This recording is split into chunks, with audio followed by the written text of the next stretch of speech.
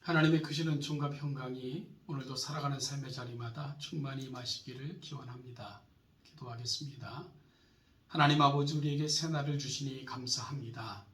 무엇보다도 주신 날을 하나님을 아버지라 부르는 그 영광으로 또 이 하루를 시작하게 하시니 감사합니다. 하나님의 말씀을 듣고 마음에 새겨 오늘도 하나님의 자녀답게 살아가게 하시고 온전히 하나님을 즐거워하는 가운데 동행함으로 하나님의 역사를 온 세상 가운데 드러내는 자로 살아갈 수 있도록 그리 도와주옵소서. 말씀을 읽고 들을 때에 깨닫게 하시고 우리 마음판에 새겨주시고 말씀을 쫓아 살아갈 때에 하나님의 거룩한 영광을 드러내는 주의 복된 자녀들 되게 하여 주옵소서. 감사드리며 예수님의 이름으로 기도하옵나이다. 아멘. 오늘 함께 나눌 하나님의 말씀은 사도행전 21장 1절로 14절 말씀입니다. 사도행전 21장 1절부터 14절을 제가 읽겠습니다. 우리가 그들을 작별하고 배를 타고 바로 고스로 가서 이튿날 로드에 이르러 거기서부터 바다라로 가서 베니게로 건너가는 배를 만나서 타고 가다가 구부로를 바라보고 이를 왼편에 두고 수리아로 항해하여 두루에서 상륙하니 거기서 배의 짐을 풀려 함이로라. 제자들을 찾아 거기서 이레를 머물더니 그 제자들이 성령의 감동으로 바울더러 예루살렘에 들어가지 말라 하더라. 이 여러 날을 지낸 후 우리가 떠나갈새 그들이 다 그 저자와 함께 성문 밖으로 전송하거늘 우리가 바닷가에서 무릎을 꿇어 기도하고 서로 작별한 후 우리는 배에 오르고 그들은 집으로 돌아가니라. 두루를 떠나 항해를 다 마치고 돌레마이에 이르러 형제들에게 안부를 묻고 그들과 함께 하루를 있다가 이튿날 떠나 가이사랴에 이르러 7 집사 중 하나인 전도자 빌립의 집에 들어가서 머무르니라. 그에게 딸 넷이 있으니 처녀로 예언하는 자라. 여러 날 머물러 있더니 아가보로 하는 한 선지자가 유대로부터 내려와 우리에게 와서 바울의 띠를 가져다가 자기 수족을 잡아매고 말하기를 성령이 말씀하시되 예루살렘에서 유대인들이 이같이 이 띠임자를 결박하여 이방인의 손에 넘겨주리라 하거늘 우리가 그 말을 듣고 그곳 사람들과 더불어 바울에게 예루살렘으로 올라가지 말라 권하니 바울이 대답하되 여러분이 어찌하여 울어 내 마음을 상하게 하느냐 나는 주 예수의 이름을 위하여 결박당할 뿐 아니라 예루살렘에서 죽을 것도 각오하였노라 하니 그가 권함을 받지 아니하므로 우리가 주의 뜻대로 이루어지이다 하고 그쳤노라. 아멘. 우리는 어제 밀레도에서 에베소 장로들을 초청하여 교회를 부탁하는 사도 바울에 대해서 함께 살펴봤습니다.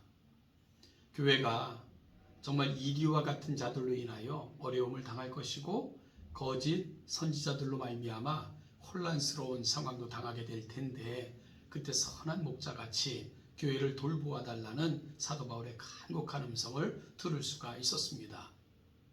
이와 같은 말씀들을 통해 하나님의 교회를 우리가 어떻게 섬겨야 되는지, 하나님의 교회가 얼마나 귀하기에 이와 같이 마지막 순간까지도 사도 바울은 부탁하고 있는가를 가슴에 담을 수 있는 시간이었습니다. 이제 사도 바울은 밀레도를 떠나 에베소 장로들과 작별하고는 예루살렘으로 향하는 그런 항로에 이르게 됩니다.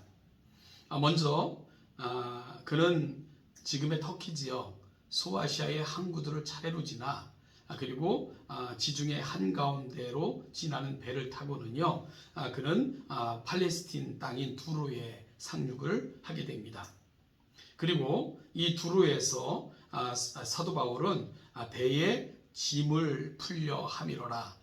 그러니까 어찌 보면은 그가 전도 여행 중에 들고 다녔던 짐을 1차 두로, 즉 팔레스틴 땅에서 풀고자 하는 계획을 갖고 두로라는 항구에 도착했던 것을 보게 됩니다. 여러분 거기서 약 2일을 머물면서 제자들을 찾아 만나 교제하는 그런 시간을 갖게 되는데요. 그때 이 두로에서 만난 제자들이 사도 바울에게 이런 이야기를 하는 거예요. 그 제자들이 성령의 감동으로 바울더러 예루살렘에 들어가지 말라 하고 성령께서 주신 생각을 사도 바울에게 전했던 거죠.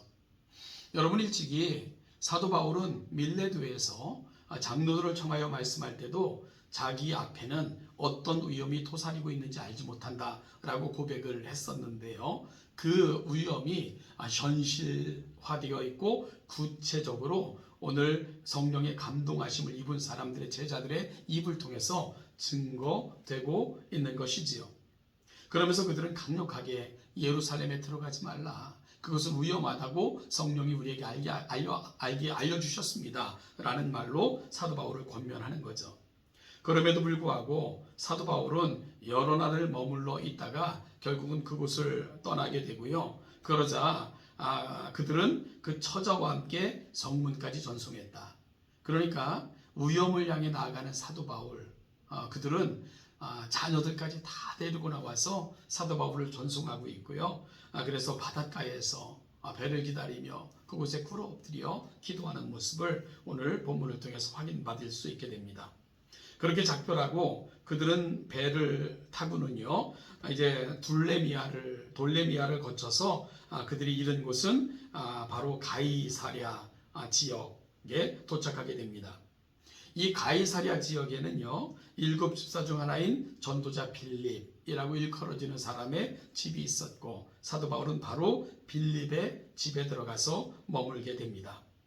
그에게 딸 넷이 있는데 처녀로 예언하는 자라 라는 이야기를 오늘 누가가 그 빌립의 딸들에 대해서 소개하는 것을 보면 예언하는 자라라는 그 대목을 통해서 이 빌립의 딸들 역시 예루살렘에 올라가는 길의 어려움을 사도 바울에게 고했을 것으로 생각이 됩니다. 그러다가 이 빌립보 집에 머물러 있을 때에 한 선지자의 방문을 받게 되는데요. 아가보라고 하는 선지자입니다. 이는 일찍이 예루살렘 성에 흉년이 있을 것을 예언했던 선지자이기도 한데요. 그가 유대로부터 내려와서 바울의 띠를 가져다가 자기 수족을 잡아매고 말하기를 성령이 말씀하시되 예루살렘에서 유대인들이 이같이 이 띠임자를 결박하여 이방인의 손에 넘겨줄 것입니다 하는 예언을 하게 됩니다. 그러자 그곳에 모여있었던 사람들은 근심이 가득할 수밖에 없었지요. 왜냐하면 그는 또한 선지자였기 때문입니다. 그래서 그 말을 듣고 그곳 사람들 모두가 또한 우리가 라는 말을 통해서 바울의 일행조차도 3차 복음 전도행을 함께했던 일행들조차도 예루살렘에 올라가지 말 것을 강력하게 권고하고 있는 것을 보게 됩니다. 사도 바울이 이들의 권고에 대해서 13절 말씀 바울이 대답하되 여러분이 어찌하여 우러내 마음을 상하게 하느냐 하는 언급을 통해서 확인할 수 있는 것은 그들은 매우 강력하게 간절하게 사도 바울이 예루살렘에 올라가지 말 것을 권면하고 있었던 것을 보게 됩니다. 그들을 향하여 사도 바울은 이렇게 대답합니다. 나는 주 예수의 이름으로 위하여 결박당할 뿐 아니라 예루살렘에서 죽을 것도 각오하였노라. 여러분, 그러면서 14절 말씀이 이렇게 결론 짓는데요. 이렇게 결론 지어지고 있는데 그가 권함을 받지 아니하므로 우리가 주의 뜻대로 이루어지이다 하고 그쳤노라. 여러분, 주의 뜻대로 이루어지이다, 이 말은 무슨 뜻일까요? 하나님 바울에게 자비를 베풀어 주십시오. 그 얘기를 인도하여 주십시오 하는 간절한 기도를 올림으로 권함을 그쳤다라고 말씀하고 있는 거죠. 자, 우리는 여기서 질문이 생깁니다. 성령의 감동하심을 받은 사람들, 사도 바울을 그토록 사랑하는 사람들, 또한 예언하는 선지자조차도 예루살렘에 올라가지 말라, 거기에는 위험이 도사리고 있다, 이것은 죽음에 이를 수도 있다 라고 강력하게 반대함에도 불구하고 사도 바울은 왜 그리도 예루살렘으로 올라가는 것을 그는 포기하지 않고 고집스럽게 주장한 것일까요? 어떤 영웅심리 때문에 그런 걸까요? 여러분, 그렇지 않습니다. 우리 주님과 똑같은 모습을 우리는 사도 바울의 모습을 통해서 볼 수 있어야 됩니다. 무엇보다도요, 주의 뜻대로 이루어지이다 라는 고백을 통해서 그 위험에 대해서 기도하는 사람들, 사도 바울을 사랑하는 사람들, 제자들은 들었지만 사도 바울이 예루살렘에 안 올라가는 것이 하나님의 뜻이라는 것은 아님을 본문은 확인시켜 주는 거예요. 따라서 위험이 있지만, 어려움이 도사리고 있지만 사도 바울은 예루살렘에 올라가는 것이 하나님의 뜻임을 확신하였던 거죠. 따라서 위험보다도 어려움보다도 심지어 죽음을 담보로 해야 되는 순간이 찾아온다 할지라도 바울에게 있어서 중요했던 것은 바로 하나님의 뜻, 거룩한 뜻을 이루는 것임을 오늘 본문의 고백을 통해서 분명히 알게 되는 것입니다. 사도 바울은 이와 같이 하나님의 뜻, 사명을 위해서는 자기 생명조차 귀하게 여기지 않았던 진실한 하나님의 사람이었던 것을 보게 됩니다. 따라서 그의 모습을 통해서 우리는 마지막 순간까지 아버지의 뜻, 아버지가 원하시기에, 아버지가 기뻐하시기에 이 고백 하나를 안고 예루살렘으로 향하셨던 주님의 모습을 깨닫게 되는 겁니다. 여러분, 주님께서 왜 예루살렘에 올라가셨나요?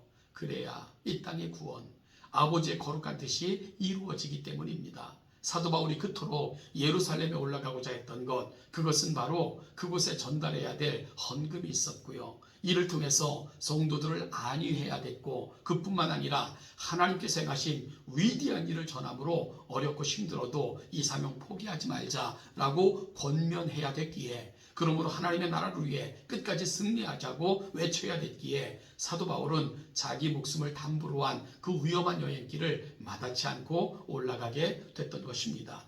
하나님께서는 후에 어려운 순간이 있었지만 그 모든 것을 통해서 더 놀라운 하나님의 역사를 이루어 가시는데 이 모든 결심을 사용하시는 것을 사도행전 뒷부분을 통해서 우리는 확인받게 되는 것입니다.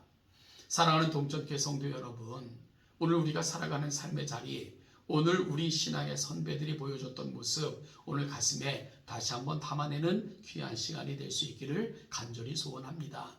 우리가 이 세상을 살아가면서 하나님이 원하시는 것이면, 하나님의 영광이 드러나는 것이면, 하나님께서 맡겨주신 사명이면 그 사명을 감당하길 원하는 뜨거운 열정을 안고 오늘을 살아 하나님의 또 다른 역사가 되고 세상이 우리를 통해 부유케 되며 하나님의 거룩한 역사에 참여하는 역사를 만들어내는 것, 오늘 이 시대 바로 이 믿음의 후예들답게 동천교회가 이루어내는 아름다운 우리 가슴에 담겨진 열정이고 우리의 꿈이 되고 그 꿈이 하나님의 꿈이 되기를 주님의 이름으로 축복합니다.